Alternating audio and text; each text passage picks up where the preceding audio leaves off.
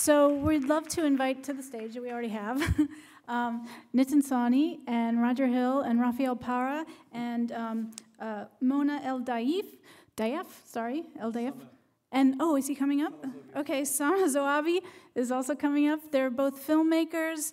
Mona's films include Wedding in Ramallah. Her name is Zelda, Control Room, and her most recent Mama, Solar Mama. And Sameh Zoabi, Nitin mentioned, just made the film Man Without a Cell Phone. And we're going to talk to the filmmakers, and Raphael's the editor of this film, and hopefully have a good conversation. Since this is your first time seeing it, and as a filmmaker,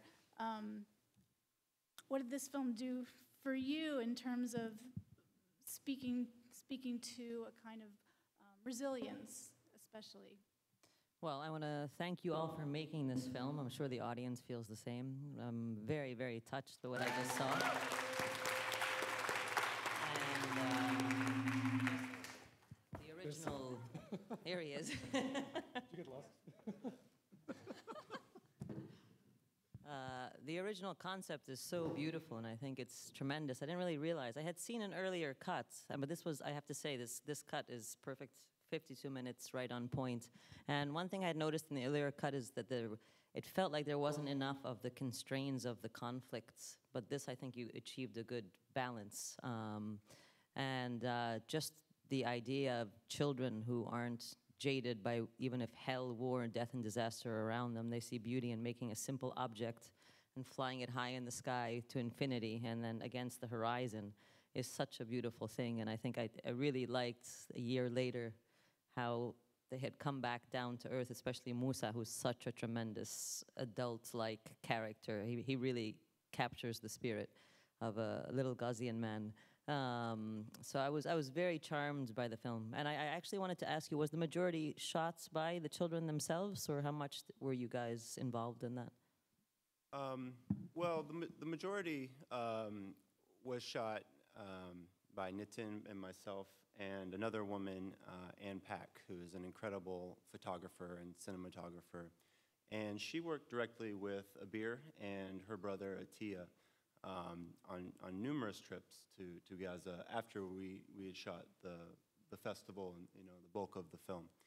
And that little team traveled around and got some amazing cinematography.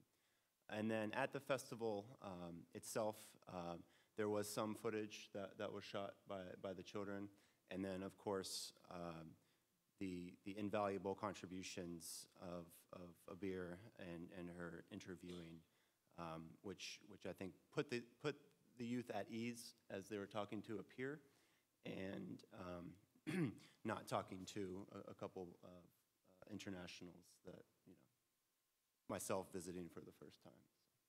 We actually created 6 production units for the festival shoot itself. We had 6 teams of youth, 2 of which Roger and I supervised. And one of those units was the aerial production team, as you saw, trying to film the festival from high above, which kind of crashed and really didn't work very well. But we managed to recover some footage from that. So our attempt was to have the kids very much involved in the production as much as we could. We had just trained them for 4 or 5 weeks in filmmaking. They'd made short films, and we wanted them to be a part of this. And they actually cut a little trailer for the film even before he had left Gaza, which was really cute. And so they felt ownership of the film. And every rough cut that we did, we sent it back to the kids to watch. And our first global premiere was in Gaza, in the village of Seifa, with the kids. That's what we wanted, and that's what they approved. Maybe Sama can respond. Sami, can you talk about also, especially I think the lightness and the moments of laughter in this film are really important, and maybe given your lighthearted approach to film. And also as an Arabic speaker, because I know some of you were laughing before others, and I think it was the Arabic was not always translated accurately, but maybe you can speak to that too. Yeah, well, first of all, congratulations to all of you. I mean, it's really amazing, very touching, and I think, the amount of, the level of comfort that the children had with you and the experience, I mean, shows on screen and creates such a wonderful experience that for us as audience, we feel we were there. I mean, I felt I was in Gaza on the beach with them, which is an amazing thing to achieve, not just in, in fiction or documentary. It's just to be associated and to feel everything is believable and universal was really successful in that sense. I mean, as a Palestinian, I really enjoyed it. I mean, the humor works fantastic because of that natural approach, I feel, in that sense. And one of the most amazing things, for me also as a filmmaker, I always feel, which I'm, when you said about the comment that Elias said, that you're trying to be more Palestinian than the Palestinians, I feel there's something really, really genuine there that is so, that was, you guys were able to capture that as a Palestinian, and I felt, really proud of it in a way. So congratulations. Maybe I could ask Raphael to talk a bit about how this editing, how the edit has sort of gotten compressed to the 52 minutes, but also what's the difference? What happened in the 20 minutes that got taken a cut? It's always difficult to start narrowing down the scenes. Usually the first cut is long. Yeah, can be 2 hours, 3 hours, and then you start thinking, okay, can I still summarize even more these sequences? And that process of cutting it down is you face with a lot of you need to compromise, basically. There are some scenes that you love, and you say, okay, this scene needs to end up on the film, but then according to the new structure, the shorter one, you say, okay, you need to let it go. But it's a process. It takes months, I would say years, just to edit a film. It's always a journey, try to find the right balance between between length and the ideas or the story that you want to present. Takes time and effort. So. I should say we had almost 50 hours of footage when we got back. There were 50 different tapes, and we didn't really know where to begin. We had a structure in mind. Roger had been cutting various cuts of the film, but we really didn't feel like we were able to create a compelling piece. And when we brought Raphael in, he really helped us nurture the narrative and focus on character development. I think that was one of the most crucial things that Raphael coming in said, look, you've got to you have so many characters in the film. Actually, there were far more than you've seen here. He said, let's focus on 2 or 3 of the most compelling ones, and let's build this film around their stories. And how can we make that function and make it feel like a character-driven documentary rather than a documentary that wants to have characters. So that was really, really crucial advice. And Raphael, he hasn't said so, but he works with production for Sesame Street. So we couldn't have thought of a better person to bring on board to help us make a children's film that can speak to children as well as adults.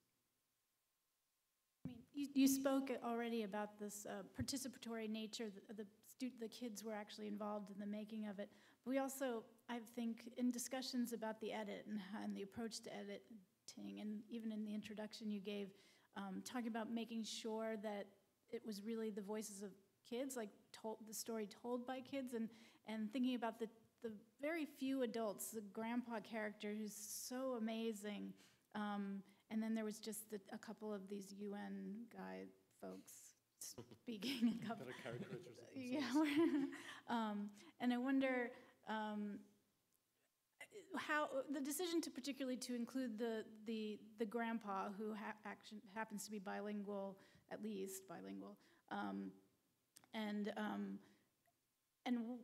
and how that he sort of is one of the kids too, and even makes that wonderful comment about being a kid. So maybe the decision to which adults to include might be the question. Thanks. Well, we were really fortunate. Very early, we were told about the village of Seifa, which is very near Waha Beach, which is where the record took place. And one of our first days of filming, we drove to Seifa and we met Abu Ziyad, the grandfather. And he was very welcoming. He's the Mukhtar of the village, like the governor of the village. And you can really see how Musa absorbs the wisdom of his grandfather. And that intergenerational connection we found very profound. And most of the adults in the film are defined by their relationship to the children. So we have the grandfather, we have a couple teachers at the UN schools, and then separately we do have one scene with the organizers. But I think that the way we treated the adults in the film is always connected to their relationship with the kids, and that reinforces the ownership of the film by the children and the event and the record as well. Also wonder if you might shed some light on the interstitial animations, which were so important, and I think the person is not here, but maybe how that decision to go with that approach, and they actually, I mean, maybe it's just because of this cut, they have a lot, they're weighted even more heavily, I think, in this cut now that we've cut it down. And so music and animation play a huge role, so maybe you could talk about that. Sure. The animation was done by a very talented artist named Daniel Ninehouse, and we met Daniel at a screening of Fine Cuts, actually. He's a new school grad, and Nitin and myself were just blown away by his short film, Strand. And we approached him after the screening, and we told him about Flying Paper that we're working on, and he was very interested in the film, and several conversations, and he just did amazing work. And, he put a lot of heart into it. And the animations are critical. And one reason I think they're so important is the tone of the animations is, especially when, with the dragon and the drone and the fence and everything, they convey, a sense of I won't say doom, but a sense of a tone of danger, and this allowed us to incorporate what lingers in a Palestinian child's mind, the ever-present occupation and the dangers associated by land, by sea, and by sky, and it allowed us to do it in a way where we can have a film that's still appropriate for all ages and is done in a manner that will not be psychologically damaging for children to see, the way that if we would have included, for example, news footage from war or something like that. So the animations are very important, and I very much agree that they become even more prominent than the last, and I'll let Nitin talk about it. Yeah, and actually I think the animations the vision Roger and I had about the animations was to create dream sequences or nightmares that the kids were having, and the only way that would play out would be through this other character. So the kite, for us, is also a character in the film, the animated kite, and it's existing at another metaphysical plane, at a dream space throughout the film, and it even ends up in the festival, as you saw, where it brings together a lot of the adversarial circumstances, even at the festival when one of the kids' kite gets cut. So each time there's adversity, it gets translated through a daydream or a nightmare that these kids have, and we thought that was a better way to play it than try to have a very didactic discussion about the occupation. We have lots of interviews with John Ging, the director of the UN, with many UN staff about these issues, and in previous cuts that just wasn't working. It wasn't warm, it wasn't intimate. So animation really helped us move beyond that. And I think this kind of hybrid style of animation documentary, there's a few that have come out recently, and we're very fortunate to have worked with an amazing animator, Daniel, to make it work for our film. I'll say something about the music, and then I want to hear again from Sama and Mona about what their thoughts are, or if they have any questions. But the music was an interesting process. Some of you may have noticed the power of the music in the film. it was not obvious for us to go this route. We had been thinking of a number of Palestinian musicians to bring on board, many amazing new contemporary Palestinian artists whose music really resonated hip-hop or, there's oud and so on. And we realized that maybe that wouldn't be the right choice for us. So we approached another music composer based in London, whom I had known about for many years, but hadn't had a chance to meet. And he shares the same first and last name as me. His name is Nitin Sawhney, and he happens to be in London. And for many years, people kept confusing us. I'd get his fan mail since the late 90s in my inbox every week. And it was very annoying after a while. He had just gotten a Mercury Award. He does BBC documentary films, scores. He's an extraordinary musician, DJ, combines fusion music with Indian. And so he's a huge figurehead. If you Google my name, you're actually going to find all of his work, which is good, because when I go through the border in Israel, I have a cover, I'm like, oh, just a musician. I'll tell you a short diversion, if you may. In the late 90s, in 98, he was performing in the south of France and with Sting. And he was the opening act, and they were doing publicity for the concert everywhere in the south of France. In Toulouse, I think, was where the performance was. And I had just been in Europe giving talks at conferences, and everywhere I went, I'd been hearing of many of his performances. He was on tour, and people would see my name tag, and they kept confusing us, and they'd be like, didn't you just perform last week? And I was like, no, that's not me. Stop annoying me. This is too much. Anyway, I came back to Boston, and I get an email, and I thought it was one of his fans, but it was actually him writing to me saying, oh, I just wanted to reach out to you because I've been hearing about you. I was like, really? So I was like, what?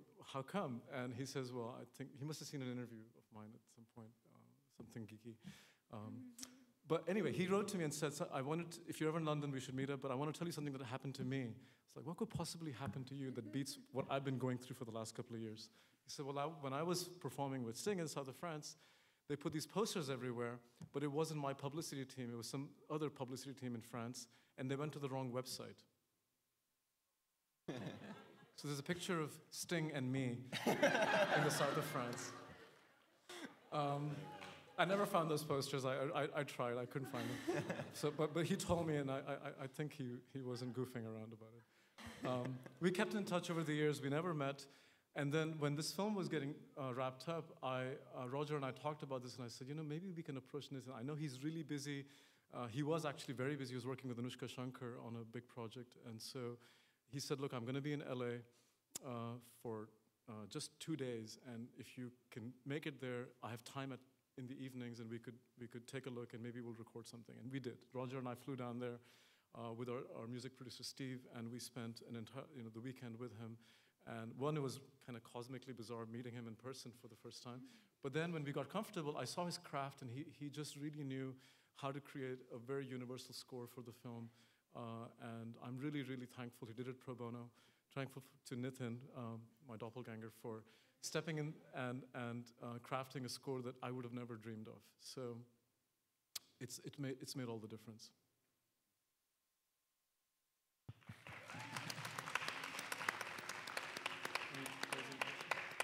Can I put Sami and Mona on the spot to perhaps, given that you probably have some more insight into the challenges that went into making this film, maybe if you have any questions for the filmmakers, or any closing thoughts? Yeah, definitely. How did you get involved in this in the first place? I know you were telling us that he had an organization that deals with children in Jerusalem and Ramallah. And is that an extension that took you to Gaza, or did you hear about the Guinness record to begin with? How did you fall in love with this idea? I'll try to explain that very briefly. Well, my involvement in Palestine, as I mentioned, was through Giuliano in a particular way because of my work in the Freedom Theater, trying to build their media program. That program then I began replicating in lots of places all over Palestine, Jerusalem, West Bank, and Gaza was always an aspiration. We worked in 12 refugee camps. It's called Voices Beyond Walls. We made about 70 short films that are all online. You can see them. So I got my training as a filmmaker really in Palestine in an interesting way. And then Gaza was an aspiration. We never knew if we'd ever get in. In fact, there's a really big, challenging adventure that both Roger and I had to get through to get into Gaza. It involved being in Cairo during some of the protests predating the Tahrir protests, meeting on an airplane and not knowing we'd actually work together someday, and then getting into Gaza through very different periods in very difficult ways, which I won't get into. But when we did get into Gaza, my hope was to build this kind of youth media program. I wasn't planning to make a film there, although Roger wanted to do some documentary work and shoot some footage. I mostly just wanted to start a youth media program, which I did for 2 years, every time I went back. The second year I went back, we heard the UN was organizing this kite-breaking event, a record-breaking event, and we decided to just make a short, actually, with kids as a graduation thing that they would do, not realizing that we would be spending almost 4 years of our lives on that project, making it into a production-quality feature-length film. So that's really the genesis.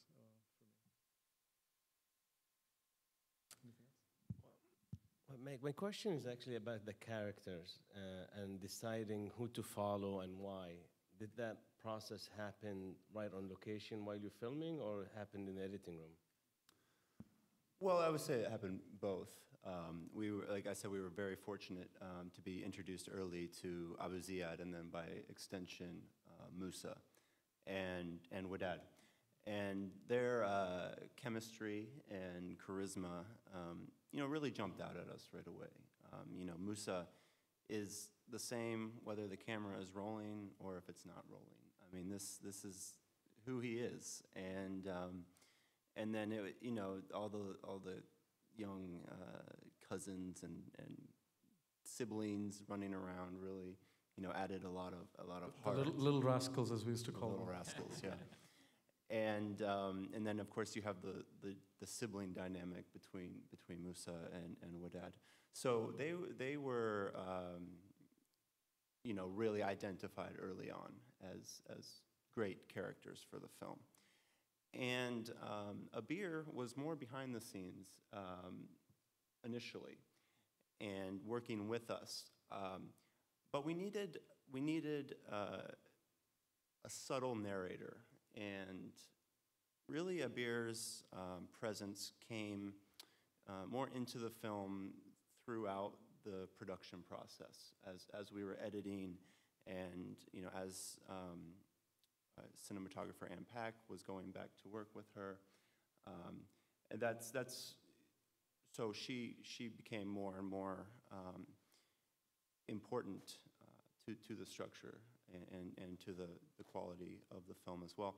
And then, of course, there are also other children that we filmed interviews with and adults who we had to take out of the film, to make it the story that it is. So it's both, it really was. But we didn't have any idea what we were walking into when we first drove the dirt path to the village of Seifa, and we were very fortunate in that regard.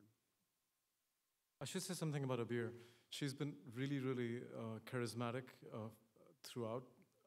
She was very reserved when we started working with her in the youth media workshops, but then she rose to the occasion when we said we're going to make a production film, and wanted to be kind of really close at heart and learn from working with us.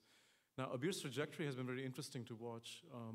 Over the last 2-3 years, I've been going, but then I've asked my co-producer Ann Pack to go and work with Abeer, and one, because we wanted some footage. It was Raphael's idea to introduce Abeer back in as a character, and we had to go back and reshoot some sequences to make it look like it would all happen in the same year. But luckily, she hadn't grown very much. She still looks this beautiful, lovely woman, and so it worked beautifully in terms of the picture quality. But psychologically, what was going on with Abeer was very different. She had been through a lot of difficulties in her life. She had been asked by her ailing father to get married at the age of 16. She had to make some very difficult decisions about whether she should go to university or not. And Anne had been working with her, doing filming and helping her develop her thinking as a journalist. She really wanted to be a journalist. And so she stepped up to the plate. And when Anne's last trip there was in November the year before last, and we had asked Anne to go back because we needed some very crucial footage that we couldn't get, not realizing that 3 days after Anne arrived, the war would start again. And several hundred people were killed in that war. And Abeer was with Anne the entire time, filming the narrative of what happened, and AP News and a number of outlets broadcast some of their photographs and a little bit of their footage. So Abeer had really blossomed into a full-fledged journalist by this time at the age of 18, and gotten into Islamic University there, and was really had a level of confidence we had never seen. So something had changed, and I think we can say filmmaking had changed her resilience to see herself not as a victim of the conflict, but as someone who was telling the story of the conflict. And this is something really extraordinary. And Abeer broke off divorced and broke off the engagement, and has been in touch with us regularly. And she taped a short little message when we showed the film in the Middle East, because she couldn't get to Doha. The Israelis didn't allow her to leave Gaza, even though we had done all the passport processing. But she filmed a really great message for other kids about what it means to work with this film, and I'm really proud of her. So maybe we'll bring her here someday. And she's currently studying journalism at university, so we're very proud of her. Maybe we'll bring her to the new school. Media studies. Okay, I have questions from you. I have another comment to make. I know one of the things actually now, just because I just saw the film with you guys tonight, so it takes time to digest this as well. But one of the extraordinary things about filming Gaza and seeing this is the politics. It's amazing how you can, I mean, as Palestinian and seeing the Palestinian films, how the relationship between the occupation, Palestinians to the occupation, it's always been physical, in a sense, like in the West Bank film that were shot, you'll see an actual Israeli soldier at a checkpoint, and it's the presence, the interaction is there. And in Gaza, which is very interesting, you never really see the Israelis, but the occupation is so present in even the simplest thing, which is, I think, is fascinating. And my question is, how, as a filmmaker and in the editing room, how could you balance, because, I find for myself sometimes difficult to balance between humor and just humanity as is, and politics, and how much you can push it, how much you can let it be just in the background. I'm just wondering, through that experience, how did you manage to go around these politics through and keeping that humanity and humor alive as well? I mean, this might be also a question for Raphael to think about, because he helped us navigate that very carefully. In the end, we wanted to think about who our audience for this film should be, and how do we not disenfranchise the audience? Because there's plenty of documentaries out there that tell the very difficult story of Gaza and Palestine in general. And having curated many festivals, I got loads of those films, and it was tear-jerking for me to watch them. And I said, do I want to put all my audiences through these films? Can I possibly make a film that isn't so hard to watch, but is, if kids can watch it, could we make a film like that? And I think the inspiration for me personally was Michel Khalife's films and other films that were really brought children to the fore of the filmmaking. But then we learned a lot working closely with Raphael of how to navigate that without yes, and I think the politics is in the film. We don't see it as in other films, but it's, you see it through the eyes of the kids. And it's always amazed me, the universality, how universal kids can be, and how you can present the same problem across different cultures. I have two kids, same ages, a 12-year-old and a 15-year-old. And I remember taking scenes to my house and watch it with them. And they just start asking questions, especially asking questions about why these kids were living in this condition, why they were always talking about war, what was the conflict. And kids really are very receptive about these ideas. You don't need to really present the image of the occupation for them to really feel it and see that there is something that doesn't look normal. My kids grew up in New York. I'm from Colombia, but still they were able to relate very easily to what was presented on those scenes. So we have a few minutes for some audience questions, if there are any. We have some mics up here, and I'll also jump out with this mic. Okay. I'm wondering where you got the funding to put this together. I'm asking for a friend who's shy. Okay. Well, we've had many generous donations from members of the community who supported us in a Kickstarter campaign. We've written dozens and dozens of grant applications. Fortunately, a few of them were accepted by National Geographic, and then a couple other small Art Council grants. And then a lot of donated time and energy. And we're still fundraising, actually, and that's a great segue. So thank you. We've really we've been raising money since pre-production, and we're still raising money to not only finish the film and finish this cut that you just seen, but also to publicize and spread the word. So we certainly encourage folks to pick up a DVD. I should say the DVD is the original cut. It's a 71-minute cut. And go to our website, and you can make a tax-free donation on the website, tax deductible.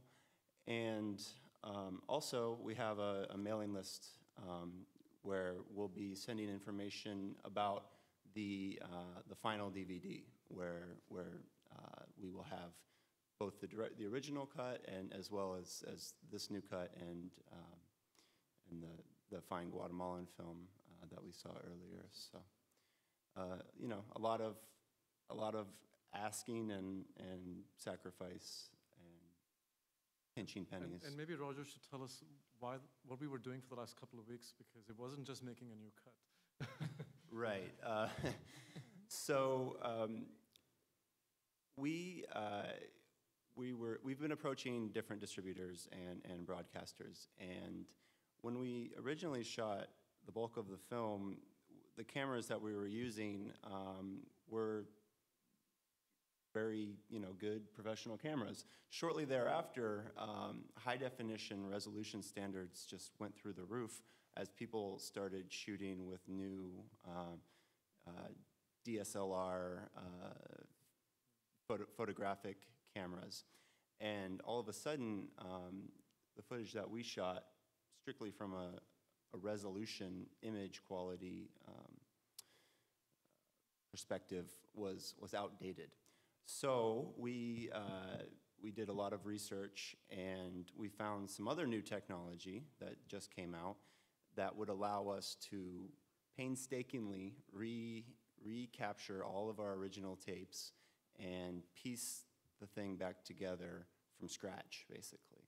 So the last 3 weeks, myself and others have been just absolutely tethered to our computer as we've been working very diligently to improve this to the highest possible resolution quality, which you saw today.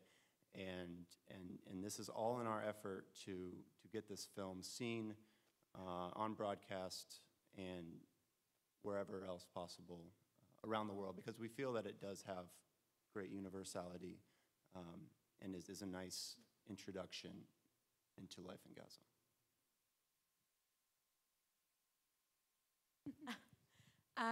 Mabruk on the film. It's beautiful. And I just wanted to ask, I was wondering if I'm sure you're still in touch with Musa and his family and where they are now, and sort of, are they still making kites, and and if you have any plans on kind of involving them in the next steps in the film, since you kind of, develop, I'd love to know more about them, and you often get attached to these characters in these documentaries. I was very attached to Musa and his family. When I went back 1 year later, I've been back twice, I think, and I each time have gone and spent time in the village. I've left cameras with them. I've trained them on how to use them, and I've tried to get them to just sort of give back somehow to that place. There's not a whole lot one can do. It's a remote village right next to the border. They have much harder problems than we can possibly solve as filmmakers. We have been trying to support Abeer and Musa's education to some extent. We actually got some funds to support a scholarship, at least for 1 year, for Abeer's university education. And as soon as Musa gets into university, we will try to fundraise and give funds to him as well. And we're very committed to seeing at least those two as critical elements, but many others in that community. And we're hoping that at least 10% of our DVD sales we can earmark for educational work with kids in Gaza in any way, shape, or form it can take. But beyond that, we did try and bring Musa and Abeer to Doha for the big children's festival in Doha in November. And for 2 months, we worked closely with the UN and many agencies to try and get their permits, their passports done, and all of that. We spent a lot of money on it, and the Israelis would not let them come out. This is the reality for every person in Gaza, and children are not an exception to that. It has only gotten worse. So I feel like as much as we want to do for Musa and Abeer, we also want to highlight the cause of all of the children in Gaza, which are over 50% of Gaza's population, who need opportunities in education and ways of doing things outside in the world. And I can't emphasize that enough. So this film is a way of doing that in a subtle gesture.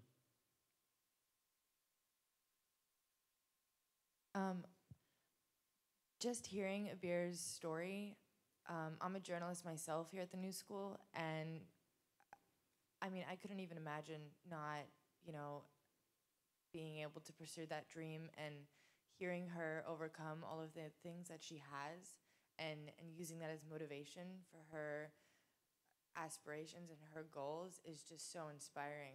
And, I can relate to her on a lot of levels, and it would be amazing to have her here. We're starting, journalism is its own major this coming semester, and honestly, I would love to work with her. So anything we can do to start a crowdsource fund or whatever, let me know. I would love to be a part of that. I'll put you guys in touch.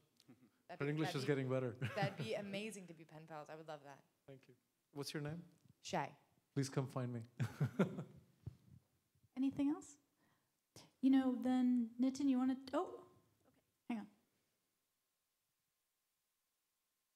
If you have to leave early, don't leave without having some food. Tenorine is going to be bringing some food on 2 West 13th Street, just across the street from us. So I know it's getting late, but it'll be delicious. Thank you for a beautiful film. I wanted to know a couple of things. First, Nitin says that he's not Palestinian. Where are you from? And the second thing is, you say that you're still working on the film, finishing it. What remains to be done on this beautiful film? Yeah. I'm from India originally, but it's complicated because I spent most of my growing up years in Iran and Bahrain before I moved to the US. So I feel a part of me, maybe I'm not fully Palestinian, but I'm very much Middle Eastern. And cinema was my way of finding my identity back. So it remains complicated. And sometimes people say, when I end up in Palestine, they say, what's an Indian guy doing in Palestine? Are you making a Bollywood film? So I often have to kind of deal, it's a good icebreaker. There's a really good term in Arabic that people use called film Hindi, and it's not referring to Indian films, as you know. It refers to a drama queen. So anybody who's being a drama queen, they say you're being film Hindi. So. And maybe Raphael can help also answer the second part of your question. As I mentioned, we want to get this to the highest standards possible. And I was taking very meticulous notes as we were watching and noticing all these tiny little details that need corrected. And one big thing is a proper color balancing, which takes a lot of time and effort. Scene by scene. Shot by shot, yeah. Actually. So we kind of did a quick quick color correction the last 2 days. But soon we are going to be putting this in Raphael's very capable hands, and it's going to be a lot of work to make it even better. Yes, what is left to do in terms of the film are mostly technical things in terms of the video signal, because the broadcasters are really strict in terms of what they will accept. And since we want this documentary to have the widest possible distribution, we want to make sure that every technical aspect in terms of the video image, in terms of the sound, is up to the specs that all these broadcasters require. So yeah, still many things to tweak and adjust, but in terms of the story, we're not gonna change anything. The story continues to be what you saw tonight, but other things needs to be taken care of before we send the film to the broadcasters. First of all, I want to say thank you, and I'm just really amazed by the scope of your work, everybody there and behind the scenes. And as I was thinking what my question might be, I realized I am so stunned by your work that actually, and I'm a performer myself, so sometimes I hear a silence as a response to a performance, and I'm like, they didn't get it. But in this case, I'm on the other side, and I feel like there's just so much that I would like to say that it's hard to express it. So I'm sure that sometimes you will hear a little bit of silence when you expect something else. Know that maybe it's just too much to say.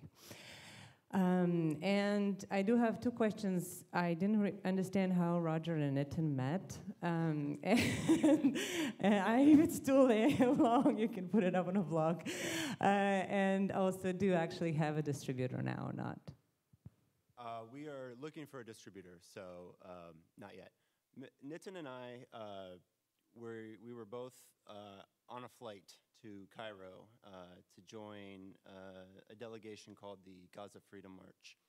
And I know there's a couple other folks who were there as well. And what ended up happening was I didn't book a hotel room because I didn't plan ahead very well.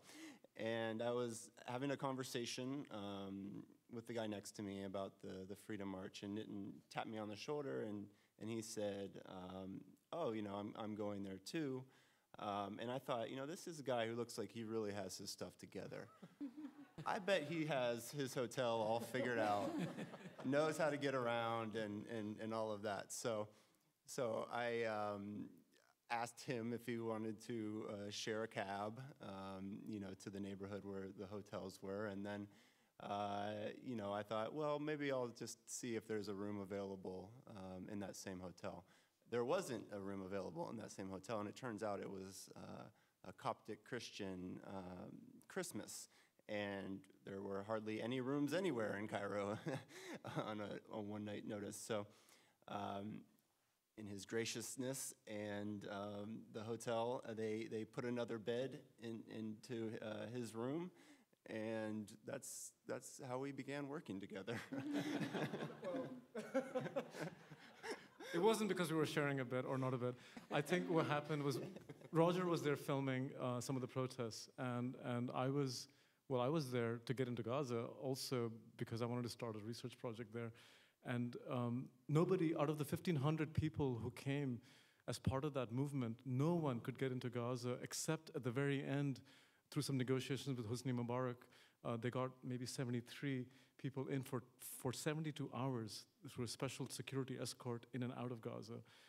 I refused to get on that bus, and I decided instead to ask my embassy, the Indian embassy, if they could help me. And they arranged a special permission through the Mukhabarat, the intelligence services and the foreign ministry, for me to get through 16 hours of taxis and 16 checkpoints or something, I don't remember, was what it took to get from the Sinai Desert into Gaza at the time. And I met Roger halfway as he couldn't get in and was coming back, and he texted me at 2 in the morning, and we met at a taxi stand, and he said he begged me to take his camera into Gaza and shoot something. because he needed some footage for a documentary he was working on. So I had no idea how to use that camera. He gave me a little cheat sheet, and I filmed for 22 days in Gaza, which was some of that footage made it in here, I'm not sure, but it was my first entry point. And then we began collaborating on thinking about what we could do before the kite film ever came together. So it was kind of a lot of serendipity, as life tends to be, and as this film has kind of captured for us. So I'm grateful for that, and I think all films end up having that. So maybe we should all have some Palestinian food soon. Yeah. So thank you. Yes. Thank you. Thank you.